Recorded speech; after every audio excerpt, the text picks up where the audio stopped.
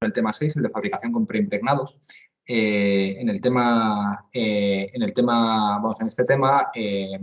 habíamos empezado viendo un poquito de forma general el material, cómo había que almacenarlo, cómo lo íbamos a encontrar habíamos empezado a ver diferentes técnicas de apilado. La más natural, la primera, esa era la técnica manual. Simplemente por recordaros cosas singulares, es que como el material que estamos apilando no es completamente sólido, las tolerancias que vamos a tener con ese apilado son mejores que las tolerancias con los métodos automáticos que estamos viendo ahora, más que nada porque el ojo humano, la mano, va a poder adaptar el material a la pieza que va fabricando a medida que va componiendo el layout a base de patrones, ¿de acuerdo? Teníamos una máquina, que era la última que vimos ayer, que era la ATL, la primera con la que se empezó a automatizar el proceso. Ahí típicamente vamos con rollos de 300 milímetros de ancho y varios kilómetros de largo, con un material, un papel protector ateflonado que permite que cuando estamos envolviendo el material compuesto, el material preimpregnado, no se pegue sobre la capa anterior y además nos permite tirar del material, tirar de ese rollo, de ese papel ateflonado, para ir aportando el material. Es justamente la máquina, bueno, el cabezal que estáis viendo en la imagen. Estas fueron las primeras máquinas que se desarrollaron y en paralelo las que vamos a ver justo a continuación, que son las Fiber Placement, con un coste y una complejidad muchísimo mayor. Para que os hagáis una idea, típicamente la ATL, cuando se programan, las ATLs además las programan ingenieros aeronáuticos, el modelo CAPA, ese del que hablamos el otro día, son operarios además especialmente, altamente especializados. La programación, ya os digo, no es tan sencillo como simplemente una geometría, sino que tienes otras variables, como por ejemplo la presión que hay que hacer, el calor que hay que aportar a los diferentes rodillos de compactación y diferentes parámetros geométricos que hay que adaptar. No es para nada trivial. Bueno, de hecho, la programación va variando y bueno, pasa exactamente igual que con las máquinas, por ejemplo, de coser. No sé si lo sabéis, pero por ejemplo, una de las innovaciones de Zara no solamente es hacer prendas con un estilo u otro, sino sobre todo fabricarlas de forma automatizada. Zara lo que consigue son grandes volúmenes de fabricación. Aquí no se consigue eso. Aquí el volumen de fabricación es el típico que tenemos en la industria aeronáutica, que son series medias o pequeñas, pero lo que nos permite la automatización de procesos es principalmente aportar material mucho más rápido.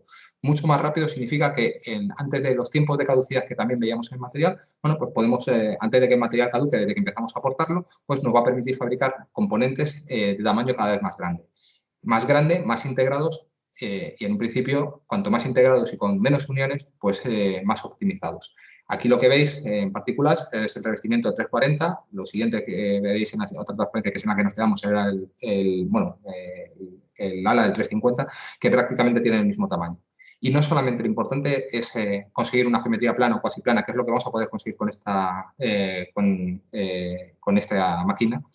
No solamente tenemos el revestimiento puro y duro, sino que lo que vamos a tener es el revestimiento optimizado con cambios de espesor y encima con los refuerzos integrados. Lo que veis a la derecha es ya la pieza final con los larguerillos integrados en el propio revestimiento y con los amarres de las costillas. ¿Vale? Vamos, para que os hagáis una idea también, aquí tenéis de nuevo el revestimiento 340 con los ladrillos todo a lo largo. Esos se integran dentro del proceso de fabricación. Eso lo veremos a continuación porque primero hay que integrar o realizar los elementales y luego en un proceso de postcurado, diferentes procesos de integración que vamos a tener, cocurado con encolado o encolado secundario, pues vamos a integrar esos elementos rigidadores. Eso lo veremos ya la semana que viene. ¿Vale? Como máximo exponente, el ala de 350, que es pues, muy parecido al estabilizador de 380, solo que con mucha más curvatura. Y en una primera aproximación, como era una pieza plana o cuasi plana, digamos que se cubría con esos rollos de 300 milímetros porque se pensó que era la opción más apropiada para cubrir una gran superficie de gran tamaño de forma eficiente. ¿Vale? ¿Hasta aquí tenéis alguna duda o algo que aclarar? Sí, yo tenía una duda. Sí. Es acerca del proceso de ATL, ¿no? Sí. que vemos que como que siempre dejan un espacio entre las cintas, las máquinas, ¿no? Y que nos hablaron de eso en la práctica, pero como que tenía la duda de, evidentemente, en esa zona va a haber solamente resina y las propiedades van a ser las de la resina. ¿Por qué eso es más aceptable que poner, por ejemplo, una pequeña superposición entre las cintas? Es igual de inaceptable, porque al final la superposición entre las cintas va a generar arrugas localmente, pero va a generar arrugas y también va a generar un flujo de resina en las zonas cercanas. Al final, cuando estamos hablando de tolerancias, y creo que aquí justamente lo menciono, las tolerancias no es más 1,25 mm, es más menos, es decir, se pueden dar los gaps, los huecos que ves en la imagen, o se pueden dar los overgap. Básicamente que en lugar de dejar las dos toes en paralelo, que se monten, bueno, las toes, las diferentes capas, una capa se monte encima de otra. Es exactamente igual de inaceptable e igual de problemático. Lo que pasa es que típicamente por la forma de fabricar y por la forma de programar, se suele tender, pero es por, ya os digo, programación, a generar esos gaps. Mejor que los, más fácilmente, más típicamente que los overlaps, pero no es igual, exactamente igual de indeseable desde el punto de vista del material. Vale, gracias. Nada, nada. ¿Alguna aclaración más? No, recordaos que las tolerancias eran mejores, ya os digo, como os he dicho antes, en la fabricación manual, por lo que os digo, porque aquí realmente, ¿qué es lo que está haciendo la máquina? La máquina va a tener un cabezal, que es esto que veis encima del gantry. El gantry son esos rieles por el que se está moviendo un puente grúa con capacidad para moverse en Z, y aquí tiene capacidad también de giro el cabezal. Bueno, pues el cabezal se está moviendo donde está programado. ¿Qué pasa? Bueno, pues tenemos un material que, como os he dicho, no es completamente sólido, con lo cual siempre va a tener pequeñas irregularidades. Y además, bueno, aquí estamos hablando de una geometría plana o cuasiplana. En el caso extremo, básicamente sería cubrir una superficie plana, la superficie de una mesa, con papeles. La vamos a cubrir perfectamente. Pero en cuanto empieza a haber distorsiones, en cuanto ya no es plana esa superficie que queremos cubrir, poneros en un caso muy extremo, envolver un libro es fácil, forrar un libro es fácil, imaginar envolver para regalo una pelota de fútbol. Bueno, pues el papel no se va a adaptar, no se van a adaptar las diferentes geodésicas a la geometría, bueno, la geometría del papel de envolver a la geometría del balón de fútbol. Bueno, pues aquí pasa exactamente lo mismo, y eso es lo que va generando discrepancias que encima van a ir creciendo con el espesor. ¿Vale? Por ahí vienen, vamos, por ahí vienen todos esos problemas. ¿Cómo se resuelven? Pues precisamente con la siguiente tecnología, la que se implementó, además también, bueno, que está implementada en la del 350, la tecnología de Fourier Placement. Son tecnologías muy parecidas, pero hay diferencias sustanciales. Para empezar, el precio. Para que os hagáis una idea, la máquina anterior, estamos hablando de una máquina de millón y medio de euros, dependiendo del tamaño del gantry y algunas características particulares. Aquí estamos hablando de unas máquinas que típicamente van de 5,5 millones de euros hasta unos 10 millones de euros, como podría costar la Viper 6000, que es la que veis en la imagen, que es la que está ahí laminando el cono de cola, la sección 19 de los aviones Airbus, que es el cono de cola justo entre el APU y la parte presurizada. ¿Vale? Bueno, pues aquí se consigue apilar material en grandes cantidades a base de tener múltiples tows, múltiples haces de fibra, de un ancho mucho más pequeño. ¿Cuánto de ancho? Pues para que os hagáis una idea, vamos desde el octavo de pulgada hasta la pulgada. 25 milímetros hasta 3 milímetros y pico. 25,4 milímetros, que sería la pulgada, y los 3 milímetros y pico, que sería el octavo de pulgada. Ahora ya no estamos aportando el material con esas 8 trazas de forma paralela. Lo que estamos haciendo es que cada una va alimentada de forma individual. ¿Qué es lo que hemos hecho de cara? Bueno, os imagináis ese balón de fútbol y a poder cubrirlo ahora con ese papel de envolver, pues lo estamos cortando en tiras y cada una de las tiras tiene libertad de movimientos para cubrir ese balón. Ahora, ¿se van a generar arrugas? También se van a seguir generando arrugas, pero muchísimo menos que cuando teníamos que cubrir toda la superficie. Eso nos va a poder permitir cubrir geometrías ya pues de doble curvatura o similares. Para que os hagáis una idea, los anillos de Ariane en Casa Espacio se fabrican con esta tecnología. Las secciones curvas de los aviones de Airbus, como la Panza, la belly fairing y la sección 19, también se fabrican con esta tecnología, o por ejemplo también en Alemania toda la parte del fuselaje. ¿Vale? Seguimos con una repetida muy alta y como encima ahora tenemos múltiples mini rodillos en el cabezal que confluyen, pues ahora ya no vamos a necesitar bolsas de compactación porque la máquina va a hacer la suficiente presión de forma muy localizada como para no necesitar esas bolsas que tanto con el laminado manual como con el laminado ATL sí que eran necesarias. El material es exactamente el mismo, misma pegajosidad y lo único es que ahora ya no se suministra en forma de rollos, sino se suministra en forma de bobinas. El material está cargado en esta zona posterior de la máquina que veis ahí y que ahora vamos a ver mejor en un vídeo. De hecho, ese material va enhebrado, vamos a enhebrar estas máquinas para que os hagáis una idea, es aproximadamente un día de trabajo aproximadamente de un operario especializado, para que os hagáis una idea de si tenemos un material que tiene pegajosidad durante 10 días, pues un día lo estamos perdiendo solamente para cargar el material en la máquina, que no es trivial. Hay otras máquinas de fire placement que directamente tienen el material en el propio cabezal. Lo que pasa es que, bueno, en este caso están fuera y esa zona donde están las bobinas está un poco refrigerada para alargar precisamente la vida útil del material. ¿Vale? Bueno, pues aquí, al contrario que antes, no tiramos del papel protector que también va aquí para evitar que se pegue en el rollo el material cuando lo tenemos en ese formato de bobina. Aquí lo que hacemos es enhebrar el material y tirar de él en sí misma. Además, tiene una particularidad que es lo que se llama el cut by fly, que básicamente permite cortar y apilar el material en cada uno de los toes por separado. Lo que os decía, cada una de las múltiples, hasta 16 toes que suelen tener, bueno, 16 o hasta 32 en casos extremos, toes de material, se alimentan por separado. ¿Qué pasa? Esto complica enormemente la programación de la máquina. Pasamos de tener 30 y pico parámetros a 100 y pico. Complica todo, pero también nos complica la geometría, bueno, son más complejas las geometrías que nos permite fabricar. ¿Vale?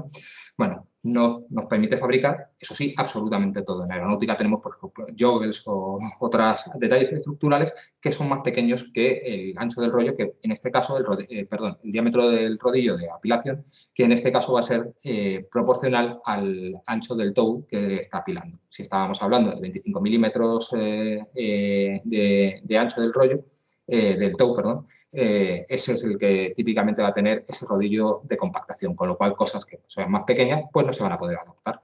Pensad en un avión, en la geometría de un avión, y simplemente en las uniones o en ciertos bordes, como el borde de salida y demás, pues ahí no podríamos responder o no podríamos hacerlo con esta tecnología. Tendríamos que hacerlo de otra forma. Incluso después de gastarnos, pues ya os digo, 10 millones de euros.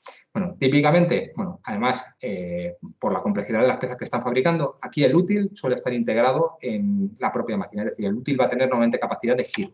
Y vamos a tener una máquina que va a permitirnos movernos en X y Z y además con giros en todas las direcciones. Por eso tenemos incluso más ejes que los típicamente 6 máximos que vamos a tener asociados a una máquina. ¿Vale? Para que os hagáis una idea, máquinas como la que os decía antes, con las bobinas integradas en el propio cabezal, que está en particular de Coriolis.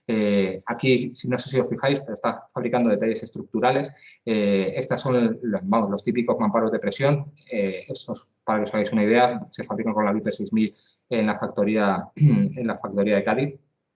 Y aquí tenéis bueno, pues, otro detalle estructural de la que os comentaba antes de la sección 19, ¿vale? Que es el ejemplo primero de cara aeronáutica y de cara a tamaño más, de uso de esta pieza. Pero ya os digo que ahora básicamente todo el fuselaje o inicialmente las primeras piezas que se fabricaron en España con esta tecnología eran los anillos del Ariane 5 que eran responsabilidad española. Ahí por el año 2000. ¿Vale?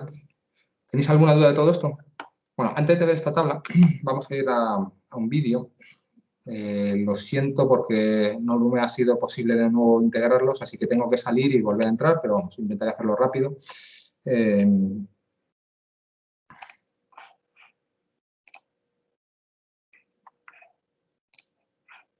Son los vídeos que tenéis disponibles en el grupo, vamos, en la clase anterior.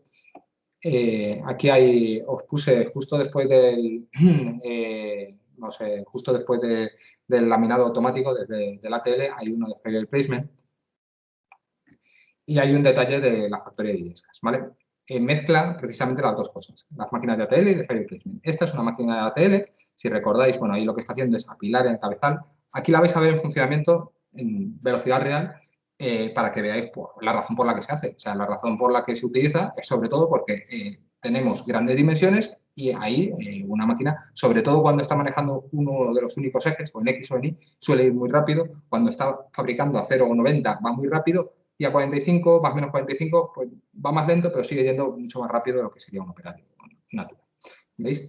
Ahí hay un rodillo de postcompactación, hay siempre un operario que está vigilando que el material se aplique correctamente, no dé problemas, siempre. Ya os digo que la razón de usarlo no es precisamente otra no es por prescindir del lado humano, sino sobre todo que va más rápido. Bueno, aquí es Teresa, que es la directora de la factoría, y bueno, si veis el vídeo con más calma, pues explica cosas muy interesantes. Fijaros cómo está, hay una máquina que básicamente es pues, un forklift para poder llevar el rollo al cabezal, porque ya os digo, eso pesa lo suyo, y aquí tendríamos ya la máquina de Fiber Placement. Ahí, si os fijáis, tenemos múltiples bobinas que están alimentando al cabezal, ¿vale? Y aquí lo que está enhebrado, aunque hay un papel protector del que se va a desprender por un lado la máquina, de hecho vamos a tener hasta una zona para reciclaje, lo que está enhebrado directamente es cada una de las bobinas. Confluyen en el cabezal, así se puede asegurar el aporte de material, ¿vale? Bueno, y ahí la veis cubriendo una superficie, más o menos el mismo ancho que tendría una Fiber Placement, una ATL, pero con múltiples rodillos que además permiten, como os digo, compactar mejor el material. Bueno, aquí esto es el vehículo oruga que mete en este caso era el ala del 350 y aquí ya tenéis el ala del 350 fabricado. Bueno, de estos ejemplos hay muchos, ya no voy a entrar en detalles de más cosas del vídeo, pero vamos, aquí podéis encontrar múltiples ejemplos de piezas que se fabrican de esta forma. Y si buscáis por internet vais a encontrar múltiples cositas, ¿vale? Bueno, ¿tenéis alguna duda de todo esto mientras vuelvo otra vez a la presentación?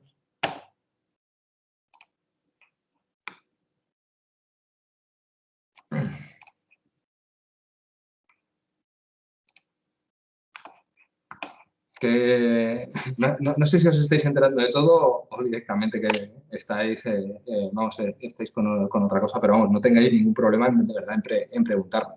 De hecho, me extraña que no surjan más dudas, ¿vale? Bueno, esta tabla es básicamente una tabla de resumen, pero vamos, básicamente mismo material, exactamente el mismo material. Lo único que normalmente varía del material es que en el caso del manual, para cortar los patrones de forma, como se hacen en mesas de corte, suele ser un material de 1,2 metros de ancho. En el ATL estamos desde 75 milímetros a 300, pero como el objetivo es apilar el material en grandes cantidades, en geometrías planas o cuasi planas, ya os digo, una ala tiene doble curvatura, pero como con esas dimensiones se puede adaptar razonablemente a esos 300 milímetros de material que vamos a apilar, pues en el caso de la ATL es el que podría parecer, una superficie sustentadora, el que típicamente usaríamos. Y en el caso de la Fiber Placement, pues nos permite geometrías de doble curvatura a costa de un coste mayor.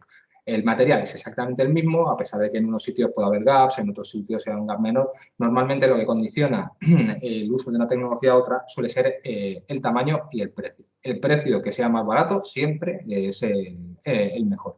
Si se ha sustituido en la última generación del ala del 350 el ATL por la Fiber Placement, no es por que sea una máquina más cara y que mole más o tenga mejores propiedades mecánicas, porque el avión no ha cambiado, la configuración sigue siendo la misma, los laminados siguen siendo los mismos porque no se ha recertificado, simplemente porque permitía la fabricación más barata del mismo componente.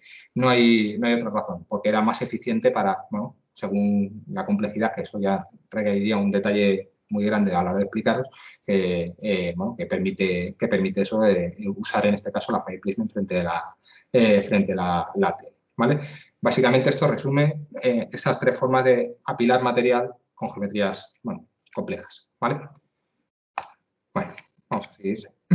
Bueno, estas serían las que tienen más interés desde el punto de vista aeronáutico, pero no son las únicas. La primera, de hecho, de todas las formas de automatizar la fabricación, fue el devanado de filamentos. Filament binding y también, como cuando hablábamos del stitching y demás, algo razonablemente parecido a lo que se hacía con tejidos. ¿Aquí qué se está haciendo? Bueno, pues básicamente lo que estamos haciendo es enrollar material en una superficie que necesariamente tiene que ser axiosimétrica y aprovechar la tensión que estamos dando al material para cubrir esa superficie. Es básicamente lo que nosotros conseguiríamos cubriendo con una cinta pues cualquier cosa que sea bueno, con una geometría, como digo, axiosimétrica. Las aplicaciones yo creo que son evidentes, depósitos de combustibles o cualquier cosa semejante. ¿Cuál es el problema? Bueno, pues el problema, antes nos basábamos en la pegajosidad del material para poder automatizar todo el proceso, ahora nos estamos basando en la tensión de la fibra. ¿Vale? La tensión de la fibra implica que estamos tensionando el material, es decir, estamos acercándonos más a su rotura, pero aprovechamos esa tensión para mantener la fibra, vamos, las mechas que estamos apilando de forma fija. ¿Vale? Bueno, pues eso cambia enormemente la cosa. ¿Qué pasa? Bueno, pues necesitamos, bueno, esto tiene también de nuevo muchas ventajas de cara a la fabricación de misiles o geometrías axiosimétricas. Vamos a necesitar esa máquina, inversión alta, el mandril, lo que es el útil, va a quedar en el interior o tenemos que conseguir uno que poder desmontarlo, que nos permita apilar el material y desmontarlo luego, lo cual es, bueno, bastante complicado. Pero como ahora no estamos apilando el material, no estamos simplemente aportando el material, sino que simplemente estamos enrollándolo, eso va a generar, por un lado, una pretensión del material que va a tener peores propiedades mecánicas y además lo que vamos a tener es que, imaginad, con una cinta y cubriendo una superficie, bueno, pues en cuanto cambiemos la dirección de apilado, eso va a torsionar esa cinta y esa torsión de esa cinta lo que va a generar es que bueno, pues, se apile de forma irregular. Eso lo que va a generar es que no vamos a tener material tan bien apilado como lo teníamos en los casos anteriores, sino que vamos a cubrir una superficie pero de forma muy irregular. Por eso las proporciones fibra-resina y la calidad del material va a ser muy, muy baja. La ventaja es muchísimo más fácil de automatizar. Para que os hagáis una idea, estamos hablando de grandes dimensiones y no necesariamente piezas de forma, vamos, de forma pequeña. Para que os hagáis una idea, SpaceX ha utilizado para algunos desarrollos esta tecnología, que no está completamente en desuso. De esto también tenemos un vídeo. Entonces, me vais a dejar que vuelva a presentar. A ver.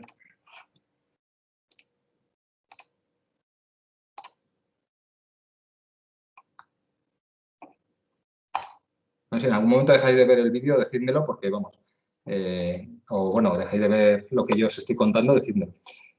Aquí lo que estáis viendo básicamente es con la fibra de carbono estaríamos vamos haciendo diferentes bobinados.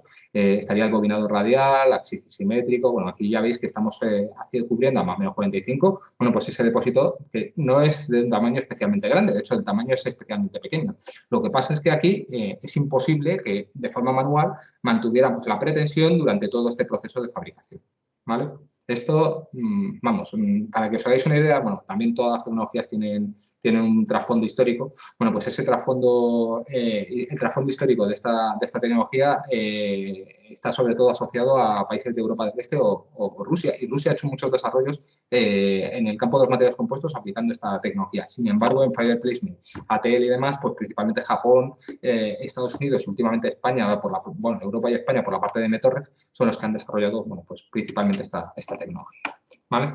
Bueno, volvemos otra vez a la presentación. A ver.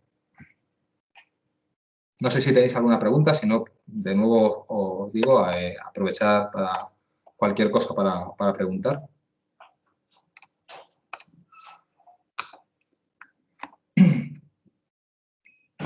Yo no sé, bueno, probablemente esté lloviendo sobre mojado, porque creo que no he cambiado.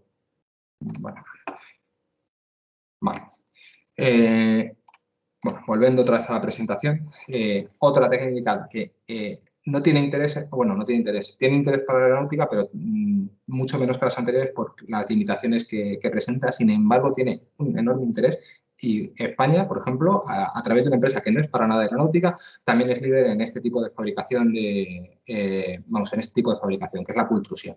La pultrusión a lo mejor también os suena porque, bueno, todas estas técnicas están derivadas bueno, o mejor dicho, tienen un origen generalmente de fabricación de de otros componentes, en este caso metálicos. Aquí básicamente la idea es aportar material de forma continua para conseguir pues básicamente lo que sería, bueno, a lo mejor de una forma muy coloquial, una churrera. Estaríamos combinando el material que sale de diferentes carretes para bueno, que se adapte a una sección, a una geometría, de forma continua y lo único, fijaros, lo único que no encaja es con el esquema de fabricación que os conté para el RTM y al principio de este tema, en el que primero teníamos la preparación del material, luego tendríamos el apilado, luego posteriormente tendríamos la compactación y el curado y luego ya la finalización y las operaciones finales. Aquí, si os fijáis, todo confluye. El objetivo es generar material en grandes cantidades, con muchas limitaciones. Por ejemplo, una vez que nosotros hemos mezclado el material de los diferentes carretes para que tenga una sección, ya no vamos a cambiarle el espesor o la geometría localmente, ¿vale? Con lo cual, bueno, pues tiene muchas ventajas de cara a automatizar la fabricación, pero tiene muy pocas ventajas desde el punto de vista aeronáutico, que sí que exige piezas altamente optimizadas, ¿vale? Para que os hagáis una idea, la empresa que es líder en la fabricación con este tipo de fabricación, con este tipo de técnica, es Acciona Infraestructura, porque permite fabricar vigas, ¿vale? Vamos, este sería el esquema de la máquina. Lo que veis básicamente es una zona donde los bobinados se alinean, se mezclan con la resina y a su vez de forma continua se van curando y se van, bueno, se van produciendo tanto el curado como la compactación del material. Y bueno, pues una vez puesta a punto, en un principio, pues debería de permitir conseguir una cosa que no, vamos, que no se consigue en las anteriores, que es fabricación continua, constante y en grandes cantidades de diferentes componentes. Este esquema que veis aquí lo podéis ver en esta imagen con productos que, como veis, pues suelen ser vigas de una sección pues, constante. Esto, vigas de sección constante, no es típicamente lo que tenemos, ¿vale? Para que os hagáis otra idea, nos volvemos otra vez a los vídeos y nos vamos al último.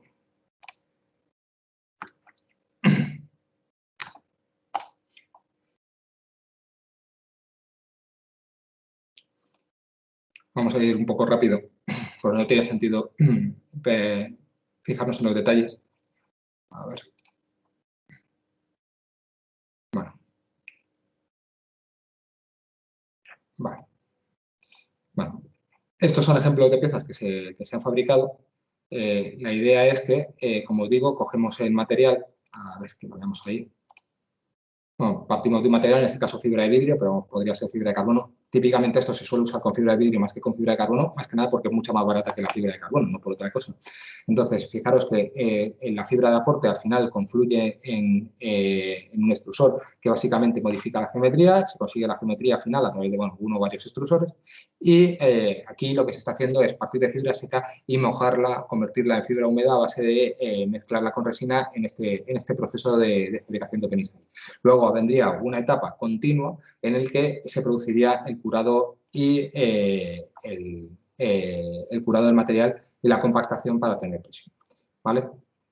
Bueno, fijaros que esto como va a trompicones, cada vez que hace un trompicón se supone que, bueno, pues se consigue este curado. Bueno, de todo lo que os he contado, bueno, de todo esto que habéis visto, bueno, esto lo podéis ver más veces, hay diferentes ejemplos, diferentes líneas de fabricación, pero vamos, en esencia es lo que os he contado, ¿vale? Volviendo otra vez aquí, volviendo a este tema de fabricación, ¿qué no encaja de esta fabricación con lo que os he contado hasta ahora o con lo que os ha contado Güemes del proceso de fabricación que tienen los materiales compuestos? ¿Hay algo que cambia? ¿Hay algo que no encajaría o cómo lo veis? Aparte de lo que se puede obtener en el resultado. ¿Podríamos coger el material que usamos para la ATL o la Fire Placement y usarlo aquí, concretamente?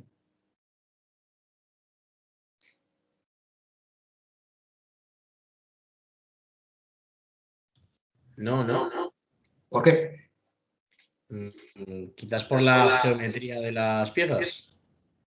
Bueno, fijaros que la geometría es mucho más sencilla que las que se fabrican con ATL o Fire Placement, con lo cual. ¿Alguna otra idea? Fijaros que el truco está justamente en lo del proceso. Antes aquí, en los otros procesos de laminado, de apilado del material, partíamos de que por un lado teníamos el material almacenado, luego lo sacábamos, lo llevábamos a una sala limpia, donde fuera, lo apilábamos, luego se compactaba el material por medio de la bolsa de vacío o de la forma que fuera, y luego se curaba. Y aquí está pasando todo de forma continua. Aunque lo vamos a ver justo luego, cuando hablemos precisamente de los procesos típicos de fabricación con resinas termoestables, el proceso de fabricación va por saltos, va por etapas y no se puede realizar de forma mezclada porque cada una de las etapas conlleva principalmente tiempo. En el caso de las resinas termoestables, uno de los parámetros que hay de tiempo es el tiempo de curado y el tiempo de curado óptimo suele ser del orden de horas. Entonces, no es posible con las resinas que vamos a usar en el resto de las técnicas de apilado ir curando durante horas, hacer ese curado durante horas y avanzar otra etapa más ese proceso de fabricación. Necesitamos unas resinas de curado continuo. Para que os hagáis una idea, por eso esto se usa para la industria civil principalmente, para construir, bueno, de hecho hay una pasarela encima de la M30 que está fabricada con esta tecnología y hay también un puentecito en un parque de Tres Cantos que también tiene esta tecnología como demostrador de acción, porque el objetivo, bueno, se usan resinas de curado por ultravioleta, como la que se usan para los empastes, que permiten un curado rápido e instantáneo simplemente con luz ultravioleta para hacer esa polimerización y permiten ese ritmo de fabricación que sería imposible con las resinas que tenemos típicas en la industria aeronáutica. También las propiedades van a ser mucho peores. Es decir, no solamente no vamos a poder optimizar estructuralmente, sino que también de los dos componentes que vamos a fabricar, dos ingredientes que necesitamos para la fabricación, la fibra y la resina necesariamente va a ser peor, de peores calidades, peores propiedades que la que teníamos en la industria aeronáutica. ¿Vale? ¿Lo entendéis? Bueno, con esto básicamente habríamos terminado las técnicas de apilado. Fijaros que hemos empezado hablando del material, de cómo se almacenaba, cómo lo teníamos, luego cómo lo apilábamos, es decir, cómo conseguíamos coger ese material en el formato que nos lo da el fabricante y dotarlo de la preforma, la geometría previa al curado que queremos luego fabricar.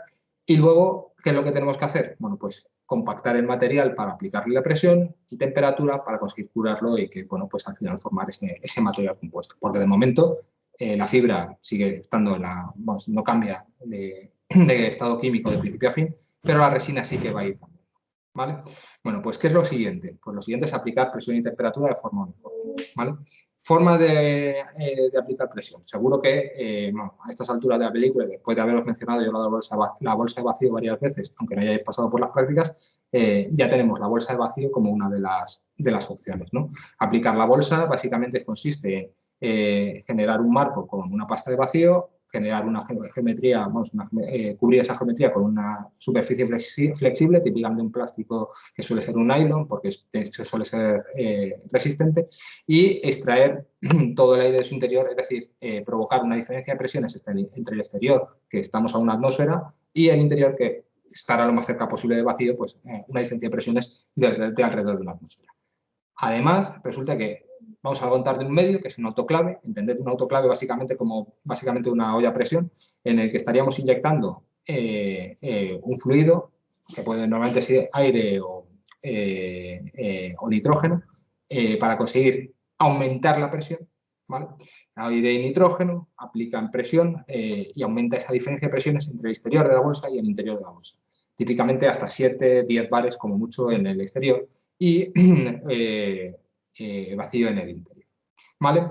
Bueno, esto es lo que vamos a usar más en la industria aeronáutica, principalmente por el tamaño.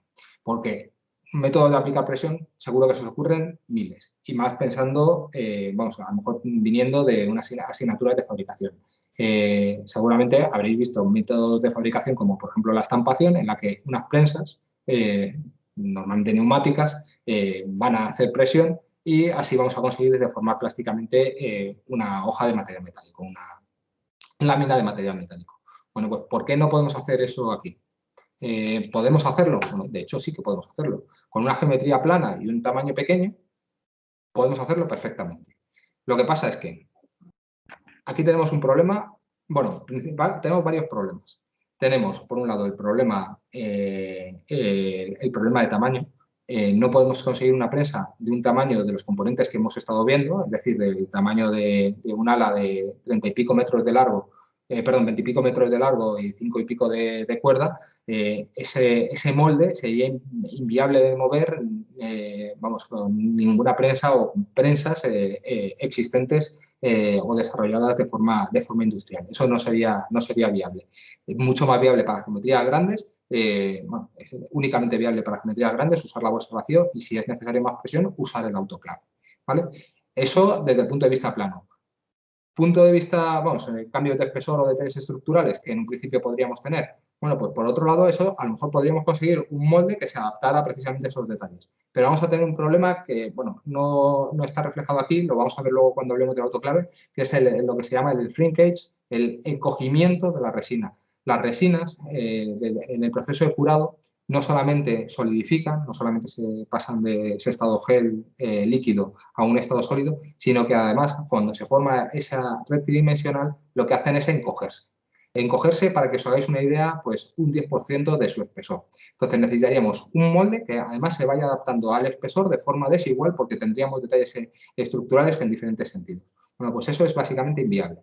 Prensas de plato calientes para geometrías planas sí que se suelen usar, pero cuando estamos hablando de geometrías complicadas nos tenemos que ir básicamente sí o sí a bolsas de vacío. Y cuando encima nos vamos a geometrías complicadas y grandes, nos tenemos que ir sí o sí a bolsas de vacío.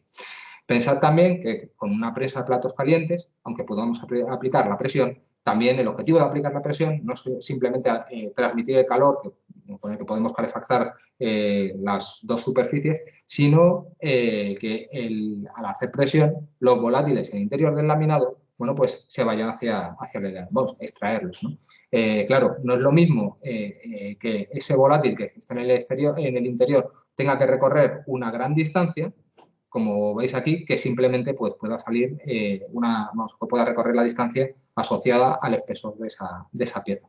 Que por eso, además, con las técnicas de fabricación manual, de apilado manual y apilado ATL, se hacen esas bolsas de compactación intermedia y permitirían simplemente no tener que recorrer este camino tan largo, sino simplemente salir hacia fuera a través del espesor. ¿Vale? Más o menos lo habéis entendido la razón por la que principalmente se usa la bolsa de vacío. Bueno, aquí en el laboratorio, me consta, esta era la práctica que típicamente hacíamos, o bueno, la parte de la práctica que hacíamos aquí en el laboratorio. En grupo fabricabais un laminado y laminados con rigidizadores y demás, y fabricabais entre todos una bolsa de vacío y luego la probabais y demás. Este año con el COVID, aparte por las limitaciones de número y no podéis tocar todas las mismas cosas, pues no podéis hacer esto, aunque veis el material que se usa para la bolsa y veis la bolsa en diferentes etapas. Básicamente aquí tendríais el esquema de lo que es la bolsa, ¿no? Pues, la bolsa principalmente, bueno, la bolsa siempre se hace sobre una superficie inútil, y lo que tendríamos sería la pasta de vacío, ¿vale? Y tendríamos el material compuesto. El material compuesto lo tenemos que separar sí o sí del útil de alguna forma, porque si no se nos quedaría pegado en ello, normalmente a través de un desmoldeante, un líquido desmoldeante que básicamente o bien en cera o bien líquido lo estaríamos poniendo en la superficie, bueno, pues para poder retirarlo después. Y encima estaríamos poniendo, bueno, pues o bien un material poroso con pequeños agujeritos, que básicamente lo que hace es extraer la resina. Esto se usaba sobre todo antes, cuando las resinas no eran de flujo controlado y tenían más resina de la que correspondían, y en función del tamaño del agujerito que se ponía en esa superficie se conseguía la proporción fibra-resina adecuada. Ahora básicamente no se hace eso, se pone un film que es básicamente un film antiadherente, vamos, como si fuera teflón, para que no se pegue al resto de los elementos de la bolsa. Habría un elemento que sería, bueno, básicamente lo habéis visto también, lo vimos ayer en el vídeo, que es como una manta muy porosa de color blanco, que es la manta aireadora. Básicamente sirve para distribuir la extracción de presión en el interior a través de toda la superficie y poder extraer los volátiles a lo largo de toda ella. Y la bolsa, la película de vacío, que va a ser ese plástico más resistente, el nylon, que nos permite compactar el material de forma muy eficiente, bueno, a altas presiones porque va a resistir mucho, ¿vale? Bueno, básicamente esto es lo que veríamos a través del exterior.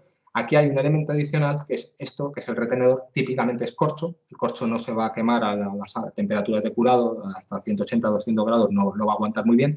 Y encima vamos a poder pegarlo para conseguir, pues básicamente esto sería el equivalente a una pequeña presa que evita que se desborde la resina del borde de la pieza. Así se mantiene la proporción fibra-resina incluso en los bordes de la pieza y se puede ir, bueno, pues, adaptando fácilmente al contorno, incluso en geometrías complicadas, ¿vale? Bueno, ahí veis los diferentes elementos y ya os digo, lo importante es ver los límites que están formados por la pasta de vacío, esa película de nylon y la toma de vacío por la que extraeríamos todos los volátiles con los diferentes elementos que tenemos aquí, ¿vale?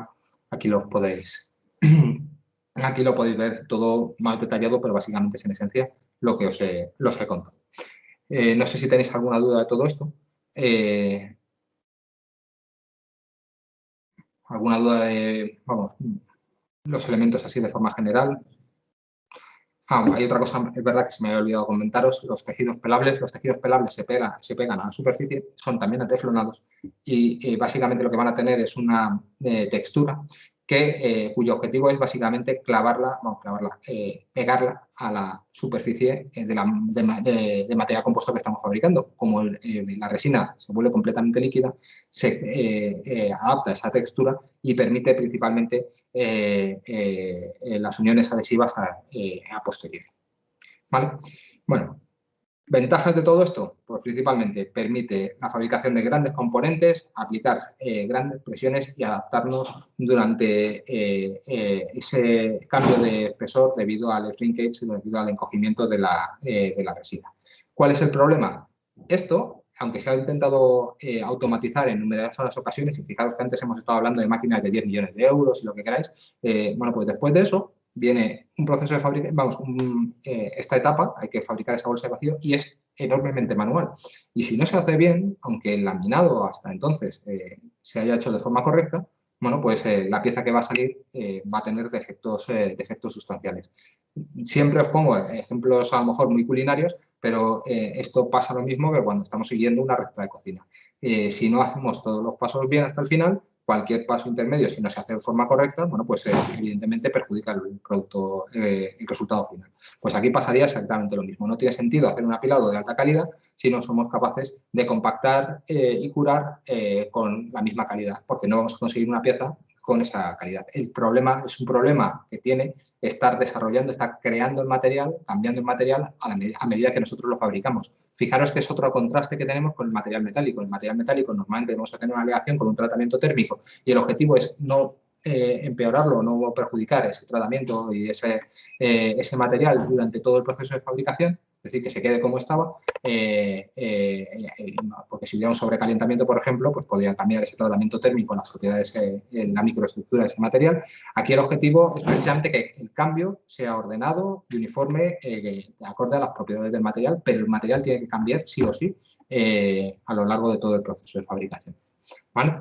Bueno, cosas que pueden pasar cuando hacemos la bolsa. Ahí lo que habéis visto son ejemplos muy sencillos de bolsas planas, pero pensad que la bolsa tiene que adaptarse a geometrías complicadas, como pueden ser con registradores y demás, lo cual al final, al tener que adaptarse a esas geometrías, pues pueden aparecer arrugas, puenteos. Los puenteos básicamente son saltos que habrían en la superficie que impedirían localmente compactar el material, principalmente cerca de los registradores. ¿Vale?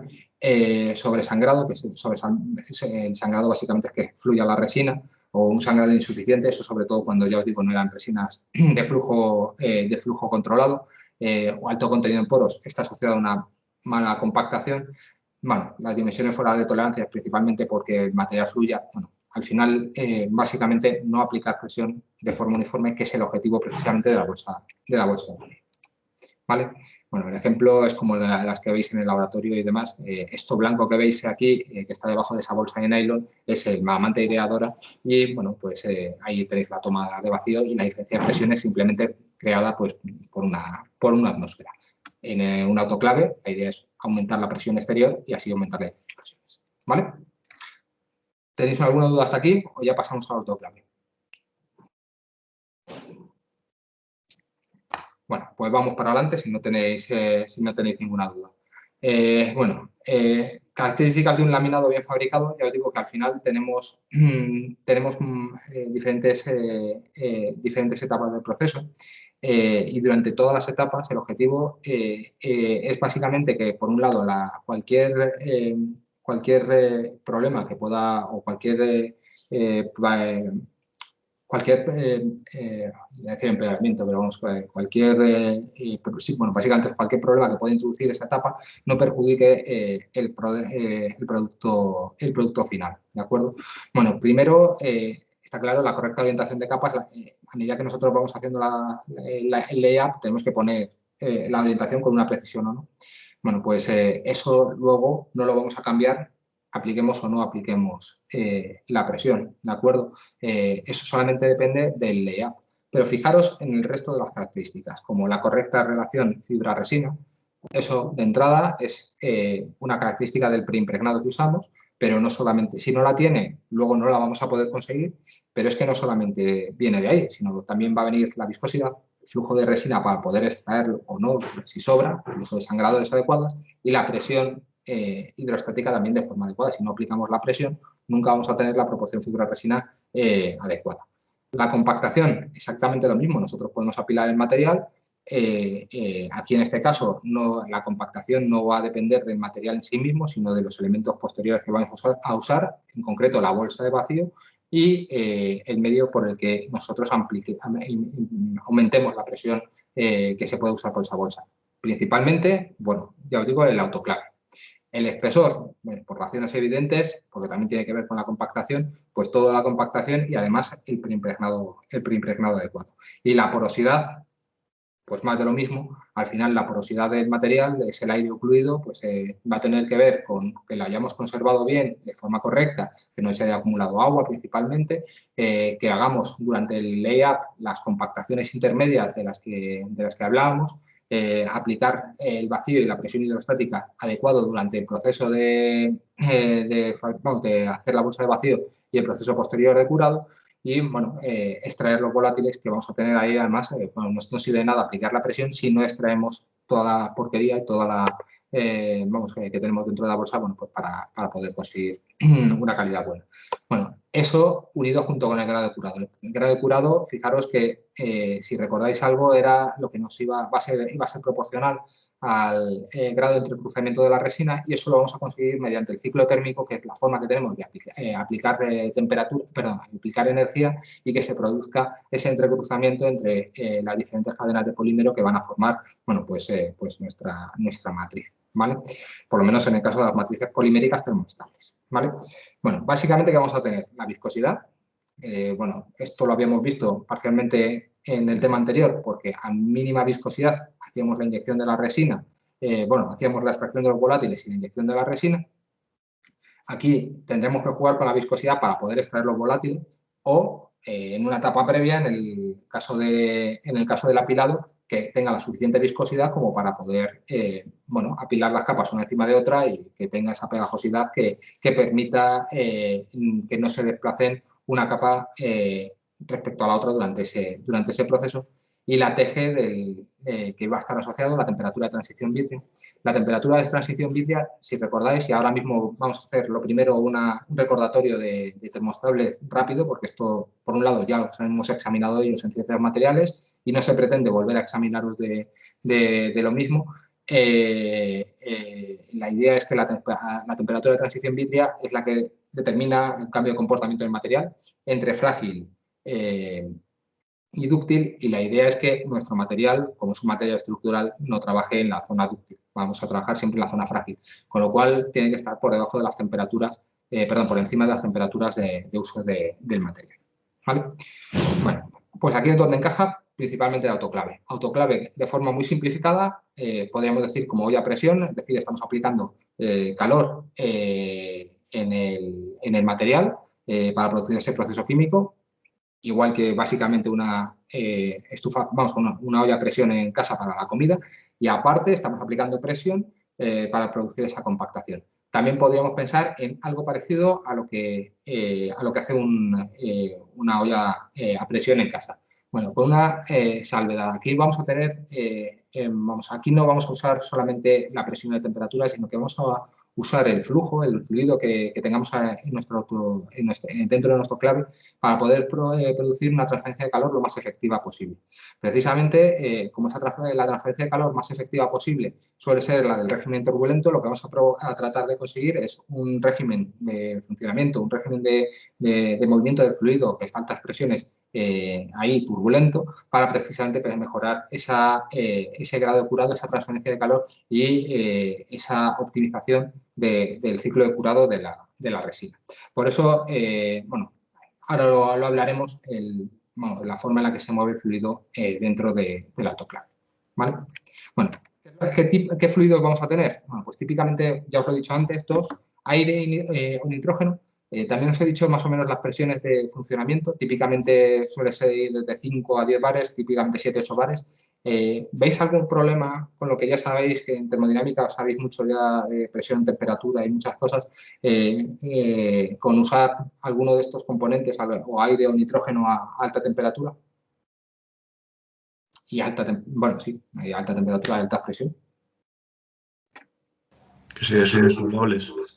Efectivamente, entonces imaginad lo que es meter una resina que encima va a tener un proceso de curado que va a ser exotérmico, es decir, va a generar pues su pequeña mecha, rodeado de un explosivo que es básicamente, principalmente el aire, a altas presiones. Por eso típicamente pues, en los autoclaves antiguos se usa aire. De hecho, si vais a las instalaciones de Airbus en Getafe, hay autoclaves ahí, hay pequeñas componentes de fabricación y esos autoclaves funcionan con aire, pero casi todas las plantas de fabricación lo que tienen es nitrógeno. De hecho, eso es otra cosa. Si vosotros vais por la carretera de Toledo, llegáis ahí al borde de la Comunidad de Madrid, que es donde está Illescas y donde está la factoría de excelencia de materiales compuestos de Airbus, hay muchas veces que veis como una pequeña bruma y no es porque ahí confluya un río cuando el día está completamente despejado, sino que la cantidad de volumen de nitrógeno que se necesita para llenar los autoclaves, pues al final siempre genera unas pequeñas pérdidas y demás.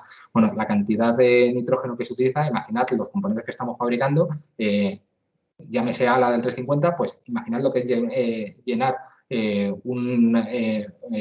básicamente un tubo de las mismas dimensiones con un fluido a altas presiones. Bueno, pues al final estamos hablando de cantidades inmensas de nitrógeno. Que eso lo hace todo este proceso enormemente caro. De hecho, para que os hagáis una idea, el precio esto básicamente sería el precio del tubo, de fabricación del tubo, que sería pequeño. Lo más complicado de un autoclave es sobre todo ajustar los bordes de las tapas, tanto de delante y de detrás, a través de unas soldaduras que son muy complejas de desarrollar. Y esto nos lleva a que el autoclave típicamente esté para que os hagáis una idea, unos 6 metros de diámetro, y unos 8 de profundidad, pueden ser unos 5,5 millones de euros o incluso más. Y el problema no es ese gasto, como teníamos antes. El problema es que tenemos un gasto recurrente en electricidad y en nitrógeno. Este componente de todo el proceso de fabricación estamos intentando eliminarlo para ahorrar costes desde hace mucho tiempo. Bueno, hay un montón de ideas y un montón de estudios para poder hacerlo y cuesta enormemente. ¿Vale? Bueno, aquí veis imágenes de un autoclave, pero vamos, tampoco tiene mucho misterio. Veis que dentro vemos esa estufa. Ya os digo que de cara a lo que vamos a ver el próximo día, la cara interior no es la misma que la cara exterior. Tiene una camisa en la que van varios sistemas y además permite que el aire se vaya a mover entre la camisa interior y entre el revestimiento exterior, que es lo que realmente pues, es un de acero y de alto espesor para aguantar esa diferencia de presiones, ¿vale? Y fijaros que básicamente el interior está vacío cuando se están fabricando componentes planos o cuasi planos, ¿vale? Bueno, nos vamos a quedar aquí y el próximo día ya vuelvo a retomar lo que es el autoclave y explicaros esto. No sé si tenéis alguna duda de lo que hemos visto hoy. Bueno, pues entonces detengo la grabación.